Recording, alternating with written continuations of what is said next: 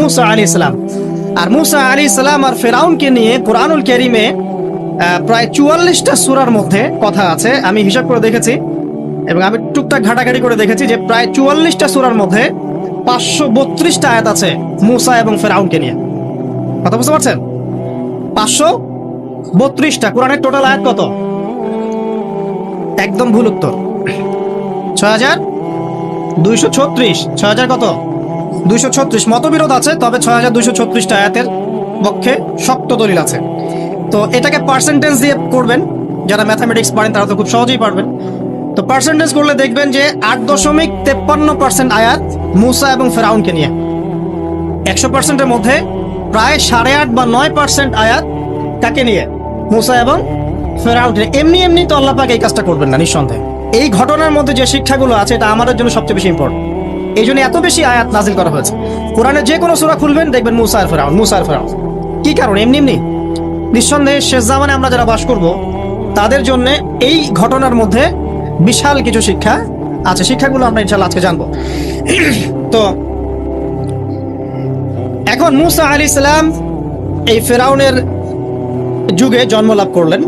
তবে ফেরাউনকে জ্যোতিষীরা বলেছিল আগেই যে ওই শাম দেশ থেকে একটা আগুন আসছে যে তোমার সিংহাসনকে পুড়িয়ে ফেলবে। এর ফলশ্রুতিতে ফেরাউন যেটা করলো, সমস্ত পুত্র সন্তান যারা হতো এদেরকে তারা জবাই করে হত্যা করত। তো যখন জনগণ বললো যে কাজটা খুব খারাপ, প্রতিবাদ শুরু হলো, তখন 1 বছর গ্যাপ দেওয়া শুরু করলো। 1 বছর মারবে, আরেক বছর রাখবে, আরেক বছর মারবে, আরেক বছর রাখবে। যেই বছর মারলো না সেই বছর জন্ম লাভ করলো মুসা আলাইহিস সালামের ভাই হারুন আলাইহিস সালাম। ঠিক আছে, উনিও কিন্তু নবী ছিলেন। আচ্ছা, আর যে বছর মারার কথা সেই বছর জন্ম লাভ করলেন মুসা আলাইহিস সালাম। এখন আমি খুব শর্ট করে বলছি, অনেক ডিটেলস বলতে গেলে 3টা বেজে যাবে, আজকে আসরও হতে পারে। তো এখন যে বছর মারার কথা সেই বছর জন্ম লাভ করলেন মুসা আলাইহিস সালাম। এখন মুসা আলাইহিস সালামের মা কিন্তু তখন খুব শঙ্কিত, ফেরাউন তার সন্তানকে হত্যা করবে। আল্লাহ রাব্বুল আলামিন কোরআনের মধ্যে বলেছেন সূরা কাসাসের মধ্যে। কোন সূরা? সূরা কাসাস। আমি 2টা সূরার নাম বলছি, আজকে বাসায় গিয়ে পড়বেন। এই 2টা সূরার মধ্যে সবচেয়ে বেশি হিস্ট্রি আছে মুসা এবং ফেরাউন এই বিষয়টার উপরে। একটা সূরার নাম হচ্ছে সূরা তাহা, এখানে সুন্দর করে ধারাবাহিকভাবে গল্পটা দেওয়া আছে। আর একটা সূরা হচ্ছে সূরা কাসাস। এই 2টা পড়বেন অর্থ সহ। তো মুসা আলাইহিস সালামের মায়ের হৃদয়টা খুব শঙ্কিত ছিল যে তার সন্তানকে হত্যা করে ফেলা হবে। আল্লাহ রাব্বুল আলামিন বলছেন যে আমি তার কলবে ইলহাম করলাম। সুবহানাল্লাহ। আল্লাহ পাক তার মায়ের কলবের মধ্যে ইলহাম, মানে কি? ইলহাম হচ্ছে আল্লাহর পক্ষ থেকে প্রত্যাদেশ না, ওহী না, কিন্তু একটা বুঝ বা একটা নূর, একটা তাজাল্লি, একটা বাসিরা ঢেলে দেওয়া।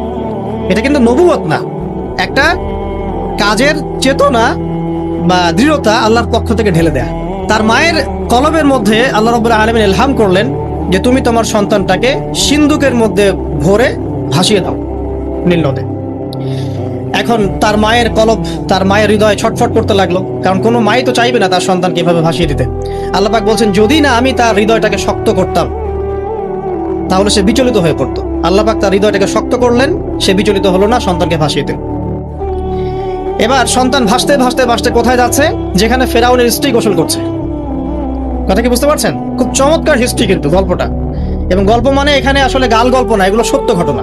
এক একটা বর্ণ তেমন সত্য যেমন সূর্য পূর্ব দিক থেকে ওঠে এবং পশ্চিমে ডোবে, এটা যেমন সত্য, এর এক একটা বর্ণ সত্য। এগুলো কোনো গাল গল্প নয়।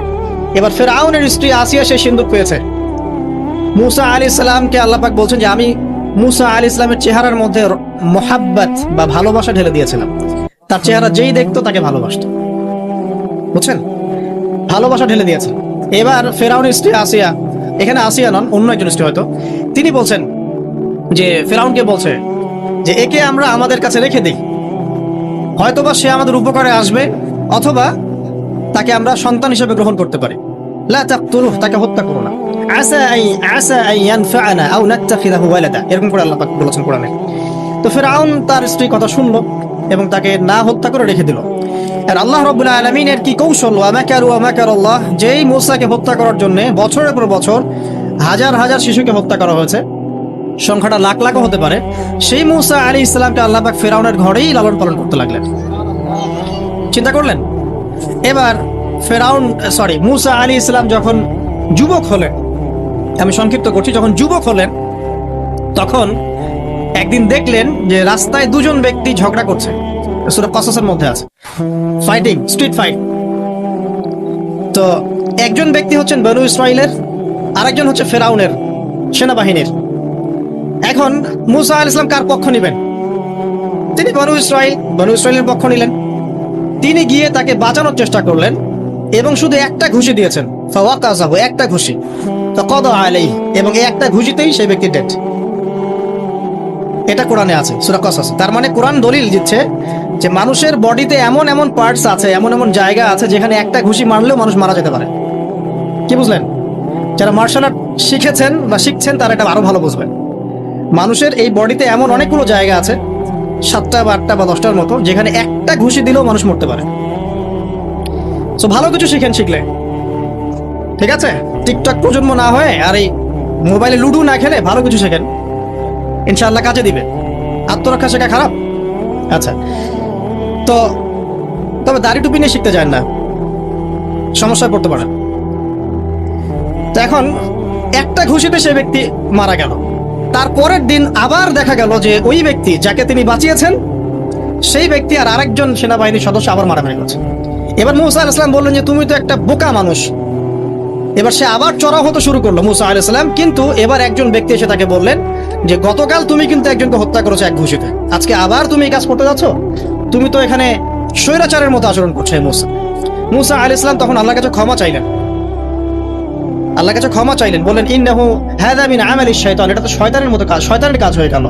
রব্বিক ফিরলি, আল্লাহ আমাকে মাফ করে দিন। ফাগফারা লাহু, আল্লাহ পাক বলছেন আমি তাকে মাফ করে দিলাম। তো তিনি তো ইচ্ছাকৃতভাবে করেন নাই, করেছেন আনইনটেনশনালি, এটা হয়ে গেছে। কিন্তু এখন ফেরাউন মূসা আলাইহিস সালামকে ধাওয়া করতে শুরু করলো, কারণ ফেরাউনের দৃষ্টিতে মূসা আলাইহিস সালাম একটা মার্ডার করেছেন তার দৃষ্টিতে, কিন্তু মূসা আলাইহিস সালাম তো আর এটা করেন নাই, ইচ্ছা করে এটা হয়নি, অ্যাক্সিডেন্টলি হয়ে গেছে। এখন মূসা আলাইহিস সালামকে এক ব্যক্তি এসে বললো তুমি এখান থেকে তাড়াতাড়ি পালাও, এই মিশরে থাকলে ফেরাউন তোমাকে ধরে এখন শাস্তি দিবে। এখন মূসা আলাইহিস সালাম বাধ্য হয়ে মিশর থেকে চলে যাচ্ছেন কোথায়? মাদিয়ান। কোন জায়গা? মাদিয়ান। এটাও আরবের মধ্যে একটা জায়গা, যেই জায়গার নবী হচ্ছেন শুআইব আলাইহিস সালাম। কি নাম? আচ্ছা, এবার শুআইব আলাইহিস সালামের সেই কওমে মূসা আলাইহিস সালাম গেলেন, না খাবার আছে, না পানি, না কাপড়, কিছুই নাই, একদম রিক্ত হস্ত।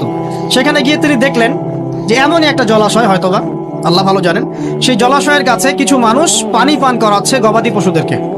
আমি কি বুঝতে পারছি? আচ্ছা, তো দূরে দুজন মেয়ে দাঁড়িয়ে আছে, এই দুজন মেয়ে অনেকক্ষণ থেকে দাঁড়িয়ে আছে, তারা পানি পান করাতে পারছে না। মূসা আলাইহিস সালাম অনেকক্ষণ থেকে অবজার্ভ করছেন যে মেয়ে দুটো পানি পান করাতে পারছে না গবাদি পশুদেরকে। তিনি প্রথমে একটু অস্বস্তি বোধ করলেন, তারপরে আবার গেলেন তাদের কাছে, গিয়ে বললেন কি সমস্যা। তখন সেই মেয়েরা বলল যতক্ষণ পর্যন্ত আমার কওমের লোকের এখান থেকে সরে যায় না ততক্ষণ আমরা পানি পান করাতে পারি না, কারণ আমরা দুর্বল, মেয়ে মানুষকে টাইম দিচ্ছে না আর কি। আর এদিকে আমাদের বাবা অত্যন্ত বৃদ্ধ মানুষ, বাসায় পড়ে আছেন একা। তখন মূসা আলাইহিস সালাম যুবক ছিলেন এবং তিনি কিন্তু শক্তিশালী ছিলেন, কওয়িউন আমিন, বিশ্বস্ত এবং শক্তিশালী। ওই যে এক ঘুষিতে মানুষ মারা মানুষ, কি মনে করছেন? তো তিনি এবার ওই গবাদি পশুদেরকে নিয়ে এসে পানি পান করালেন। পানি পান করিয়ে তিনি একটা গাছের ছায়ায় গিয়ে বসলেন। এই প্রত্যেকটা কথা কিন্তু কোরআনে আছে, প্রতিটা কথাই। সূরা কসস পড়েন, সূরা তাহা পড়েন। গাছের ছায়ায় বসে তিনি একটা দোয়া করছেন, এবার হাত উঁচু করে দোয়া করছেন, রব্বি, হে আমার প্রতিপালক, ইন্নী লিমা আনজালতা ইলাইয়া মিন খাইরিন ফাকির, হে আল্লাহ, আপনি আমার প্রতি যে রহমত বা যে করুণা বর্ষণ করবেন এর জন্য আমি ফকির হয়ে বসে আছি। দোয়ার ভাষাটা শুনছেন? আল্লাহ, আপনি আমার প্রতি যে করুণা বর্ষণ করবেন আমি এর জন্য ফকির হয়ে বসে আছি। তো প্রত্যেকটা নেক কাজ করার পরে এরকম দোয়া করা সুন্নত, দোয়া কবুল হয়ে যাবে ইনশাআল্লাহ। দোয়া সাথে সাথে কবুল হয়ে গেল। এখন ওই দুইজন মেয়ের মধ্যে একজন মেয়ে হেঁটে হেঁটে আসছে। ওই মেয়ে কিভাবে হেঁটে এসেছে সেটাও কোরআন বলেছে, কিভাবে হেঁটে এসেছে সেটাও কোরআনে বলেছে সূরা কসসের মধ্যে। সূরা কসসে আল্লাহ পাক বলছেন ওই দুইজন মেয়ের মধ্যে একজন হেঁটে হেঁটে আসলো লাজুক পায়ে। কেমন পায়ে? লাজুক পায়ে, যেই চলাফেরা আপনি এখনকার মেয়েদের মধ্যে দেখতে পারবেন না। এখনকার মেয়েদের হাঁটার মধ্যে লজ্জা আছে, লজ্জাশীলতার সাথে লাজুক ভঙ্গিতে সেই মেয়ে হেঁটে হেঁটে আসলো। আল্লাহ পাক সেই কথাটাও কোরআনে বলেছে। এখনকার যে পশ্চিমা সংস্কৃতির অনুকরণ করে যে মেয়েরা, এদের মধ্যে আপনি এই ভাবটা পাবেন। তাদের হাঁটা দেখলে আপনি মনে হবে লজ্জা আছে ভিতরে কোনো। এই বিষয়টা নিয়ে খুব ভাবছিলাম। দেখেন সূরা আরাফের মধ্যে আল্লাহ পাক বলেছেন যে শয়তান তোমাদের পিতা এবং মাতাকে জান্নাত থেকে বের করে দিয়েছে, তোমরা শয়তান সম্পর্কে সতর্ক থেকো। যখন জান্নাত থেকে বের হয়ে যাবেন তার আগে যখন তারা ওই যে গাছের কাছে গিয়েছেন, সর্বপ্রথম যে ঘটনা ঘটেছে সেটা হলো গায়ের কাপড় খুলে গেছে। আমার কথা বুঝতে পারছেন? ওই ফলের কাছে যাওয়ার পর সর্বপ্রথম যে ঘটনা ঘটেছে জান্নাতে, নিজেদের গায়ের কাপড় খুলে গিয়েছে। এরপরে গাছের ছাল এবং গাছের যে বড় বড় পাতা জান্নাতের, এগুলো দিয়ে তারা লজ্জাস্থান ঢাকা শুরু করেছিলেন। এটাও কোরআনে আছে। এখন আল্লাহ পাক যখন নামিয়ে দিচ্ছেন দুনিয়াতে, আদম সন্তানদেরকে আল্লাহ পাক বলছেন যে তোমরা শয়তান সম্পর্কে সতর্ক থেকো, শয়তান কিন্তু তোমাদের পিতা মাতার কাপড় খুলে নিয়েছিল। কথা বুঝতে পারছেন? এখন খেয়াল করে দেখেন যে কাপড় খুলে নেওয়া দরকার হচ্ছে না, মানুষ অটোমেটিক কাপড় খুলে দিচ্ছে। কথা কি বুঝতে পারছেন? মনে করে একটা এক্সাম্পল দেই, আল্লাহ না করুক, ধর এই মাঠের মধ্যে 1 লক্ষ মানুষকে জড়ো করে এই মাঝখানে শহীদ মিনারের কাছে যদি আপনাকে কেউ জোর জোর করে 10 জন মানুষ ধরে কাপড় খুলতে চায়, আপনার কেমন লাগবে? একটু চিন্তা করেন, পুরুষ হিসেবে চিন্তা করেন, মহিলা কথা বাদ দেন। আপনি তো পুরুষ, আমাদের কি ভালো লাগবে? আমাদেরকে যদি বলে যে মেরে ফেলবো অথবা কাপড় খুলতে হবে, কোনটা নিবা? আপনি বলবেন হয়তো মেরে ফেল, তাও ভালো, তাই না? তাহলে ওই মানুষদের কথা চিন্তা করেন যারা ইচ্ছায় স্বেচ্ছায় লক্ষ লক্ষ মানুষের সামনে কাপড় খুলে ফেলছে। কেউ বাধ্য করছে না, কোনোভাবেই কেউ বাধ্য করছে না, নিজের ইচ্ছায়, পুরুষ না নারী কাপড় খুলে ফেলছে।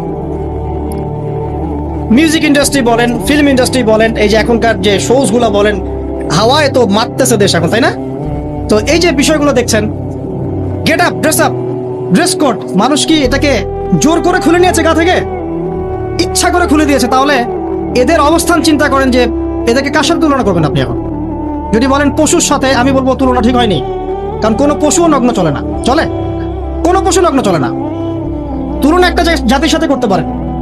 ওই যে ব্রাজিলের আমাজন জঙ্গল আছে, ওখানে দেখবেন কিছু কবিলা আছে যারা সমাজ থেকে টোটালি ডিটাচড, জানে না কাপড় কেমন করে পরতে হয়, সভ্যতা কি, সংস্কৃতি কি, ন্যায় কোনটা অন্যায় কোনটা। ওদের গেট আপ গুলো দেখবেন, এদের গেট আপ গুলো দেখবেন সেম।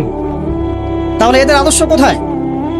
আল্লাহ পাক সূরা আরাফে বলছেন শয়তান থেকে সতর্ক থেকো, তোমাদের পিতা মাতার কিন্তু তারা কাপড় খুলে ফেলেছিল শয়তান, তোমাদের কাপড় যেন শয়তান খুলতে না পারে, আল্লাহ পাক সতর্ক করেছেন। আর এখন আপনি খেয়াল করে দেখবেন, জোর করে না, স্বেচ্ছায় মানুষ কাপড় খুলে ফেলছে, এবং তারা পুরুষ না নারী। তো যে জায়গায় আসছিলাম, ওই মেয়ের হেঁটে আসাটা আল্লাহ রাব্বুল আলামিন ব্যাখ্যা করেছেন।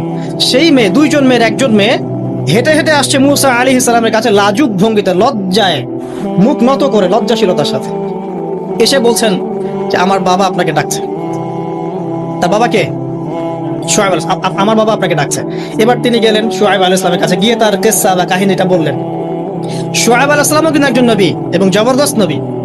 বলে রাখি, শুআয়ব আলাইহিস সালামের কওম সর্বপ্রথম সেই কওম যাকে ভূমিকম্প দিয়ে ধ্বংস করা হয়েছিল। সর্বপ্রথম পৃথিবীতে ভূমিকম্প দিয়ে যে কওমকে ধ্বংস করে দেওয়া হয়েছে সেটা হচ্ছে শুআয়ব আলাইহিস সালামের কওম। আর 3টা বড় বড় ভূমিকম্প আমাদের সামনে অপেক্ষা করছে শেষ জামানায়। 3টা হবেই, একটা পৃথিবীর পশ্চিম দিকে, একটা পৃথিবীর পূর্ব দিকে। আর পূর্ব দিক বলতে কিন্তু আমাদের দিক, Indonesia, Malaysia, Bangladesh, Pakistan, Sri Lanka, India, এই পুরো জায়গা হচ্ছে পূর্ব দিক। আর পশ্চিমা সভ্যতা তো বোঝেন, পশ্চিম কোন দিকে। আর একটা হবে পৃথিবীর মাঝখানে। মাঝখান কোনটা? এই যে জাজিরাতুল আরব, এখানে একটা হবে। এটা হবেই, কোনো বিজ্ঞানী ঠেকাতে পারবে না।